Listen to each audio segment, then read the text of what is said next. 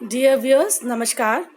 हमारा आज का topic class 10th history chapter 1 rise of nationalism in Europe से है।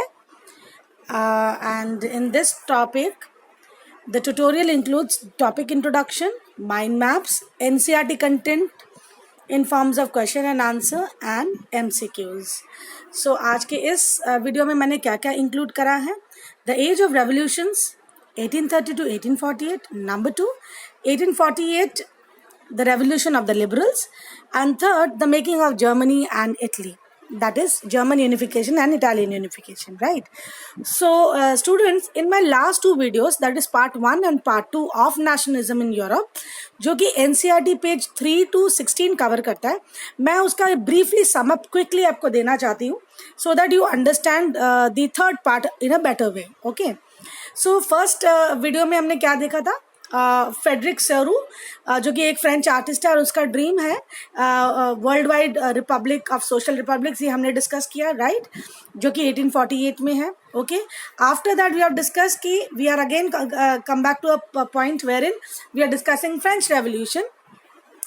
सो फ्रेंच रेवोल्यूशन जहाँ की नेपोलियन ने पॉलिसीज ली। आफ्टर दैट उसका कोड 1814 से लेकर 15 तक, और फ्रांस कैसे धीरे धीरे idea of nation not only अपने नेशन में करते हैं बट अदर कंट्रीज में भी ये आइडियाज पॉपुलराइज करते हैं। Okay, in the third aspect we must say that nation building का जो मोटो है वो पॉपुलर हो जाता है, but it comes with a great difficulty. Why? Because regional variations Europe में बहुत होते हैं उस ज़माने में।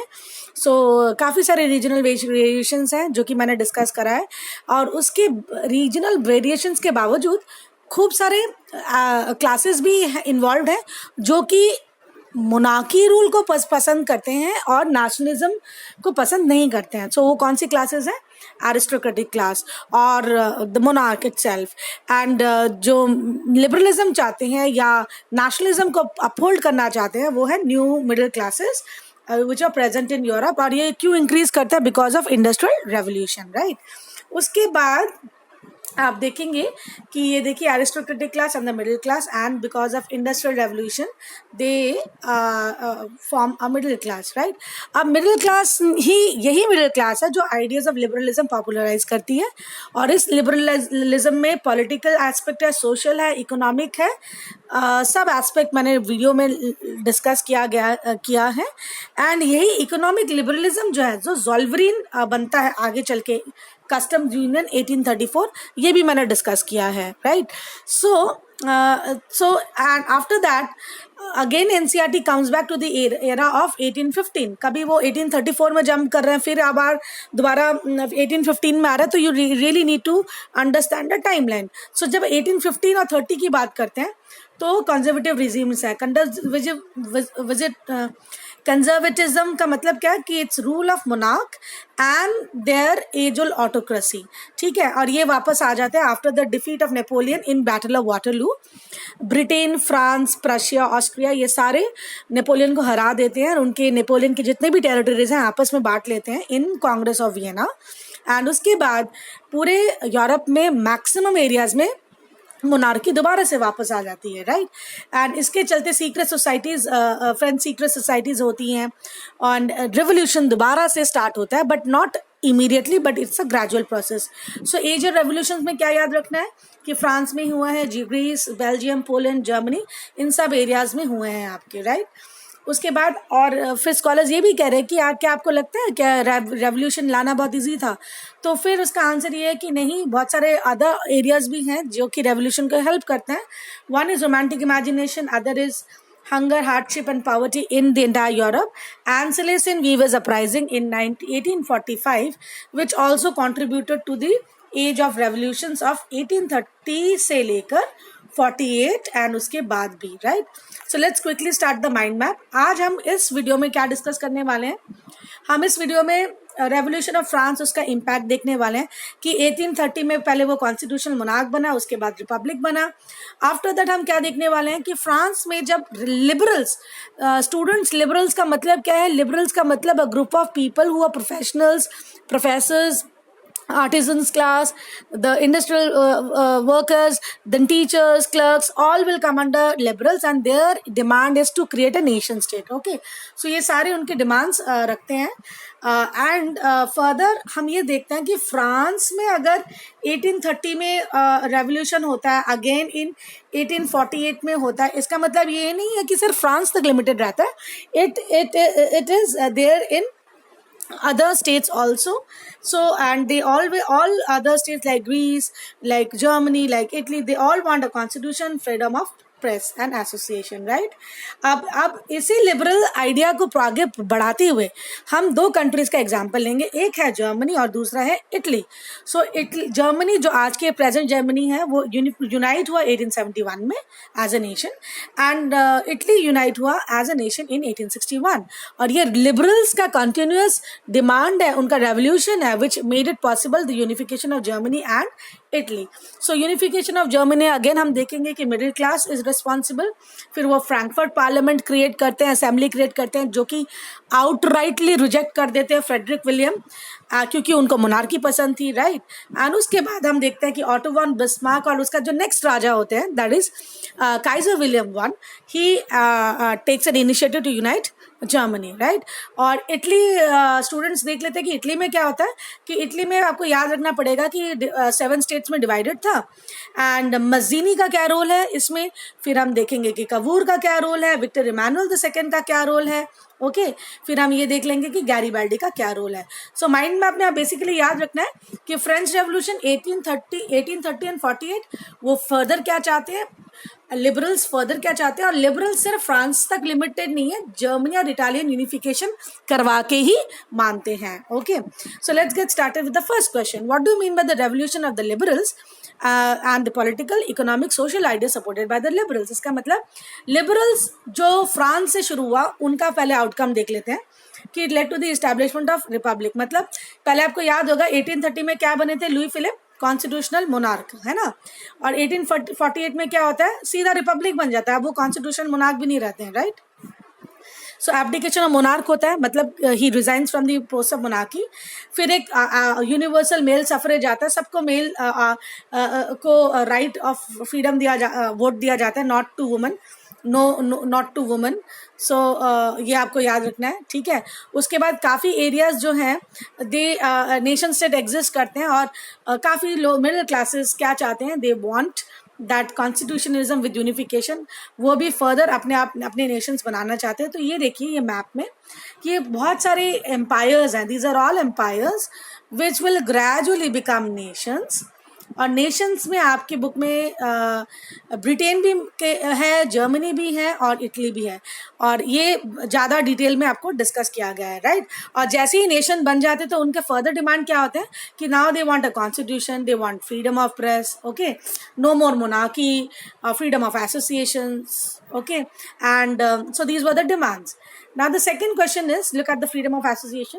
Now the second question is, आप जर्मनी पे आते हैं कि how did the liberals regions bring about a revolution of 1848 and how far was it successful. तो अब हम जर्मनी पे आते हैं. तो जर्मनी में पहले देखेंगे कि 1848 में जो रेवोल्यूशन हुआ उसका क्या इम्पैक्ट है, और फिर उसके बाद 1870s के बाद जो सेकेंड फेज स्टार्ट होता है उसका क्या इम्पैक्ट है. सो जर्मनी का प्रोसेस 1848 नंबर 1 एंड फिर 1870 नंबर 2 है, right.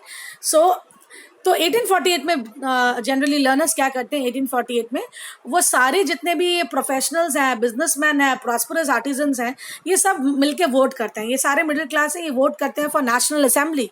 Okay now look at the image, businessman, artisans, middle class, what do they do vote for whom, they vote for national assembly. और यही नेशनल असेंबली आगे चल के church में जाके अपना एक फर्स्ट असेंबली बनाती है, और इसी को कहते हैं फ्रैंकफर्ट पार्लियामेंट. सो कितने बंदे इलेक्ट होते हैं, 831, right. 831 elected and they did procession to take their places in Frankfurt Parliament, which was convened in Saint Church Paul. तो ये Saint Church Paul है. फिर जब 831 members यहाँ जाते हैं, so that leads to the Frankfurt Assembly, National Assembly or Frankfurt Parliament. और यहाँ वो एक कॉन्स्टिट्यूशनल ड्राफ्ट करते हैं. यही 831 people they draft what, they draft constitution, ठीक है. पर ये जो प्रपोजल है ये का फ्रेडरिक विलियम को पसंद नहीं आता है. ओके, वो कहता है कि why should I become a constitutional monarch. So he was the king of Russia but he rejected the proposals of the national assembly. कहता है who are they too late to ask me whether I want to be the leader or not. So that way you must remember that the Prussia initially rejected the idea of nation. And if you look at this image, you will understand that a constitutional monarch, me, I reject the National Assembly. So that were the feeling of the kings of during those time. And Frederick William never wanted to be a constitutional monarch, so he rejected the Frankfurt National Assembly. Please remember this. After that, gradually we feel that the parliament lost support because National Assembly में workers present नहीं थे. Okay, and it was disbanded. और राजा भी अपना प्रशिया और दूसरे monarchs के साथ, लैंडलॉर्ड्स के साथ जो कि जंकर्स हैं, उनका हेल्प लेके नेशनल असेंबली को तोड़ मरोड़ने की कोशिश करते हैं. सो राजा did its best to stop the growth of this National Assembly. After that, as you can see, the National Assembly collapses. The voting of 831 also gets almost fizzled out. Okay, so अब कहते हैं कि ये जो national assembly Frankfurt parliament की जो बात हो रही है, तो स्कॉलर्स कहते हैं कि क्या कोई वुमेन का कंट्रीब्यूशन है, क्या लिबरल एज सच मूवमेंट में वुमेन का कंट्रीब्यूशन है. सो तब उसका आंसर ये होना चाहिए कि यस, टू सम एक्सटेंट है और वो वर्थ मेंशनिंग है. लाइक कि active participation was there and they form political association. जैसे कि खूब सारे पॉलिटिकल एसोसिएशंस उन्होंने बनाया है. जैसे हमारे इंडिया में सरोजिनी नायडू ने खूब पॉलिटिकल एक्टिवेशन दिखाया है, इन्वॉल्वमेंट दिखाया ड्यूरिंग द सत्याग्रह. सिमिलरली वहाँ के मूवमेंट वुमेन ने भी शुरू करा. And then they founded newspapers also, and they did political demonstration also. So they founded newspaper and they demanded the suffrage right, जो कि उनको मिली नहीं थी, right? And they only sat in visitors gallery as observer in the Frankfurt Parliament. ये हम सिर्फ Germany की बात कर रहे हैं इस वाले लाइन में, कि कैसे वो विजिटर गैलरी में सिर्फ बैठी हुई थी and then they just observe the national assembly from that top. अब एक इमेज आएगा, आप देखिए कि कैसे the women are restricted to these areas. And in the Frankfurt parliament in 1848 जब वो कॉन्स्टिट्यूशनल मोनार्की इस्टेब्लिश करना चाहते थे, राइट. तो ये सब लिबरल्स का डिमांड था, ये कर रहे थे. तो नेक्स्ट आपको दिमाग में आना चाहिए, क्या मोनार्क सब चुपचाप देख रहे थे क्या? Didn't they react? तो आपका आंसर आना चाहिए कि yes, monarchs never wanted that nation state to be built. तो वो क्या चाहते थे? वो चाहते थे कि पूरी तरह से बंद हो जाए और उनका कंजर्वेटिव जो मोनार्की है, ट्रेडिशनल जो उनके रूल्स एंड रेगुलेशंस हैं और जो अप्रेसिव रूल है वो चलते रहे. सो इसलिए मोनार्क्स क्या करते हैं? हमेशा साइकिल ऑफ रिप्रेशन करते हैं. Okay, so look how he is angry and how he is torturing the people over here. So that's the repression of the revolutionary liberals. ये क्यों कर रहे हैं? Because they want to restore monarchy. And liberals क्या चाहते हैं? Liberals चाहते हैं nation. So दोनों का opposite वो है, आइडियाज हैं, राइट. एंड उसके बाद भी राजा को पता लग जाता है कि भाई इतना टॉर्चर करने के बाद भी ये लोग मानेंगे नहीं. So let's give them certain reforms. वो रिफॉर्म्स भी देते हैं और वो रिफॉर्म्स फिर क्या है? Serfdom and bonded labour was abolished. ये बहुत बड़ा अचीवमेंट है कि इतना रिप्रेशन होने के बाद, रेवोल्यूशन होने के बाद ये चीज़ लिबरल्स ला पाते हैं. तो it's a great achievement. Okay, now अब हम करते हैं trace the unification of Germany. As I said, Germany आज की डेट में जो 1870 जर्मनी दिखती है वो अनदर 200 साल पहले ऐसे नहीं दिखती थी. Okay, it was divided into number of hundreds of states under, और वो भी 2 किंगडम्स में, कुछ पोर्शन ऑस्ट्रिया के पास और कुछ पोर्शन प्रशिया के पास. So it was a real mess. And यहाँ फिर रेवोल्यूशन स्टार्ट किसने किया? Middle class. Okay, middle class ने स्टार्ट किया. सो मिडिल क्लास कौन है? As I said, middle class industrial workers आएंगे, इसमें प्रोफेशनल्स आएंगे, इसमें टीचर्स आएंगे, इसमें क्लर्क्स आएंगे. ये सारे लोग जो लिबरलिज्म को प्रमोट करते हैं, फ्रीडम को प्रमोट करते हैं, वही मोनार्की के खिलाफ उठ बैठे. ओके, एंड उन्होंने फिर, as I said, if you remember in the last topic, 831 members were elected, and how Frederick William Frederick William rejected being a constitutional monarch. You must remember this. And ये देखिए ये German confederation है ना. सो German confederation में आप देखिए कि कुछ पोर्शन प्रशिया के पास है और कुछ पोर्शन ऑस्ट्रिया के पास है. और पर नेशन बिल्डिंग में कौन साथ देता है? नेशन बिल्डिंग में आपको ऑस्ट्रिया ही साथ देती, प्रशिया ही साथ देती है, नॉट ऑस्ट्रिया, प्रशिया, राइट. सो उसके बाद एज आई सेड 1831 में कैसे राजा ने मिलिट्री एंड जंकर्स को साथ रखते हुए पूरे 831 लोगों को क्रश कर दिया इन 1848, दैट यू मस्ट रिमेंबर. और ये नेशन बिल्डिंग मैंने एक्सप्लेन करा है कि कैसे all liberals of Europe wanted to create a nation state and they wanted to reject the idea of monarchy, right? And who is not liking, obviously look at his expression, the king is not liking कि मेरा सत्ता जा रहा है. और कौन आ रहा है? लिबरल नेशनल आ रहे हैं. और वो कौन सा क्या ला रहे हैं? वो बेसिकली नेशन ला रहे हैं, जो कि उनके लिए बिल्कुल भी अच्छा नहीं है, राइट. एंड इसी प्रोसेस में प्रशिया को लगा कि रेवोल्यूशन को रोकना बहुत मुश्किल है. सो why not to start unification.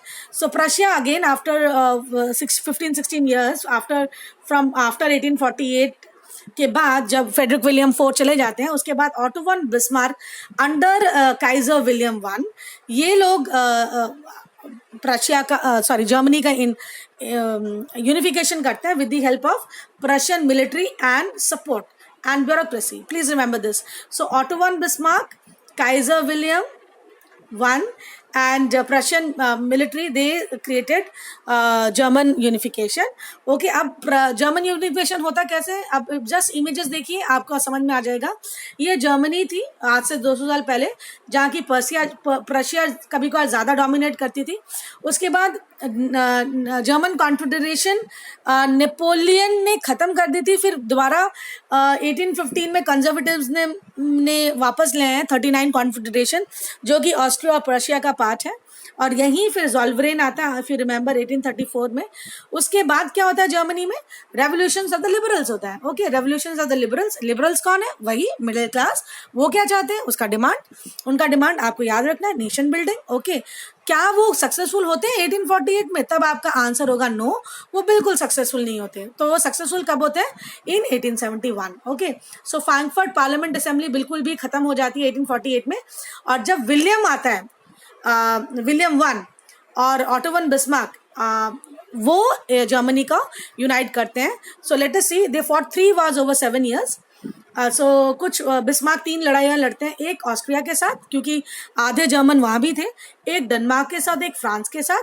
और इन तीनों वॉर्स में कौन जीता? प्रशिया. और जब प्रशिया जीत गया, so Kaiser William was declared the German emperor. Please remember, German emperor, इसलिए मतलब मोनार्की अभी भी है, but it's a constitutional monarchy and it's a nation. They still believe in the concept of nation. Okay, so Kaiser William I proclaimed as the head of the German Empire in 1871, and the new German Empire Prussian currency और banking legal judicial system use करती हैं. ऐसा क्यों? Why only Prussia? क्योंकि बच्चों आपको याद रखना पड़ेगा कि प्रशिया ही तो है जिसके एफर्ट्स से ऑटो वन बिस्मार्क ने जर्मनी का आइडेंटिटी क्रिएट किया. अब जर्मनी आइडेंटिटी अगर प्रशिया ने क्रिएट किया तो ऑब्वियसली प्रशिया के रूल्स फॉलो होंगे, कोई ऑस्ट्रिया या हंगेरियन के रूल्स तो फॉलो नहीं होंगे. ओके, सो ये हो गया आपका जर्मन यूनिफिकेशन, राइट. अब आता है unification of Italy. Very simple, Italy 7 states में डिवाइडेड था और कुछ नॉर्थ में ऑस्ट्रिया हैब्सबर्ग थे, सेंट्रल में पोप और सदर्न में बोर्बन्स ऑफ स्पेन. अलग अलग एरिया में अलग अलग राजा रूल कर रहे थे. और ये आपका ओरिजिनल इटालियन स्पीकिंग हाउस है जहाँ की विक्टर इमैनुअल द सेकेंड रहते थे. और उन्होंने ही ज़्यादातर मोटिवेट करा लोगों को for the unification of Italy. Though Mazzini was the first to start up the phase. आपको याद होगा मज़ीनी वही सीक्रेट सोसाइटी जिसने यंग यूरोप और यंग इटली 2 सीक्रेट सोसाइटीज निकाली थी, दो ही वाज नॉट सक्सेसफुल. उसके बाद Sardinia Piedmont Victor Emmanuel the second की बात करेंगे कि उन्होंने भी काफ़ी खूब लोगों को मोटिवेट करा. देन आएगा कपूर का कंट्रीब्यूशन, वो चीफ मिनिस्टर था और उनको फ्रेंच बोलना आता था, right. He used to had a great flair for French speaking, and he had a good command. So with that command he took the support from France, and then they were able to defeat Austria. तो देखिए Austria दो जगह हार गई, एक Germany के साथ भी हार गई ड्यूरिंग द जर्मन यूनिफिकेशन, और एक इटालियन यूनिफिकेशन के टाइम भी हार गई. Okay, so you must remember this. And उसके बाद ये कपूर और विक्टर इमैनुअल है. और उसके बाद गैरिबाल्डी का भी बहुत कंट्रीब्यूशन है 1860 में. वो क्या करते हैं, वो पूरे साउथ को विक्टर इमैनुअल के पास आके लाके देते हैं. And ultimately the after later on the king Italy got united under Victor Emmanuel the second. So last topic ये है कि कैसे इटली यूनाइट हुई, जर्मनी यूनाइट हुई. आपको क्या लगता है कि क्या क्या क्या रीजंस है इसके पीछे?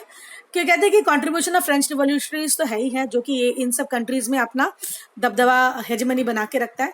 फिर आप कहेंगे कि मिडिल क्लास भी बहुत ज़बरदस्त थे उस ज़माने में. फिर उनके ideas like liberalism which further wanted people to express themselves. Okay, then आप बोलोगे कि काफ़ी सारी सीक्रेट सोसाइटीज़ थी, जैसे यंग इटली, मज्जीनी, ये पोलैंड फ्रांस में भी जाते हैं, राइट. रोमांटिक इमेजिनेशन भी एक थॉट प्रोसेस है जो कि नेशन बिल्डिंग प्रोसेस में हेल्प करता है. Okay, so let's this is for the day, for the video today, and let's see the MCQ. These are very easy MCQ questions जो कि आपको पता लग जाएगा. And if you send the